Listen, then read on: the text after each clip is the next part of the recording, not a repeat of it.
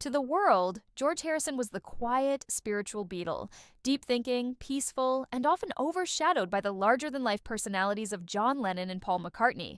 But behind the scenes, even the serene George had his breaking points, and while fans have long speculated about which famous figure Harrison disliked most, the truth is finally clear. There was one person George Harrison truly hated more than anyone. Many assume the tension might have been with Paul McCartney, given the creative clashes that marred the final days of the Beatles. Others guess it was Yoko Ono, blamed by many for the band's breakup. But the real story points to someone much closer: Phil Spector, the controversial music producer who worked with George after the Beatles split.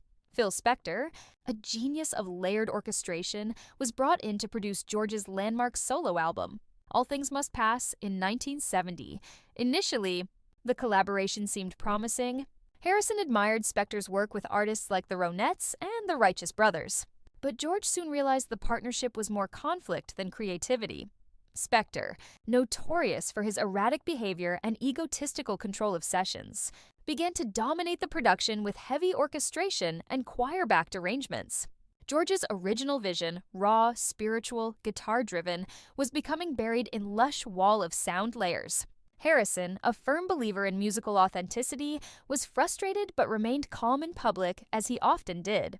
Privately, though, the resentment grew. Things only got worse when Spector showed up late, intoxicated, or sometimes not at all. During production, he once brought a handgun to a session and waved it in the air as a joke. George was repulsed. He was out of control, Harrison later revealed. He added sounds I didn't want and didn't care, whether I approved or not. One of the breaking points came when Spector insisted on adding a dramatic choir and orchestra to Harrison's deeply personal song, The Long and Winding Road for the Let It Be album, without consulting Paul McCartney or any band member. George saw how it hurt Paul and realized Spector wasn't enhancing the Beatles' legacy. He was warping it. And it didn't end there. When George recorded his 1974 album, Dark Horse, he initially considered working with Spector again, only to find that Spector's lifestyle had spiraled even further. The producer vanished from sessions for days at a time and was rumored to be hoarding master tapes out of paranoia. George finally cut ties. "I've worked with difficult people," Harrison said. But Spector was in a class of his own. After the split, Spector publicly took credit for Harrison's biggest successes, and even claimed that George would have been nothing without his production. For a reserved and humble person like George, this was betrayal. He never said it on stage. He didn't rant in interviews. But those close to him knew. George Harrison had no patience for egos that drowned out the music. In later years, Harrison spoke fondly of Paul and John, even after their struggles. He also defended Yoko as misunderstood.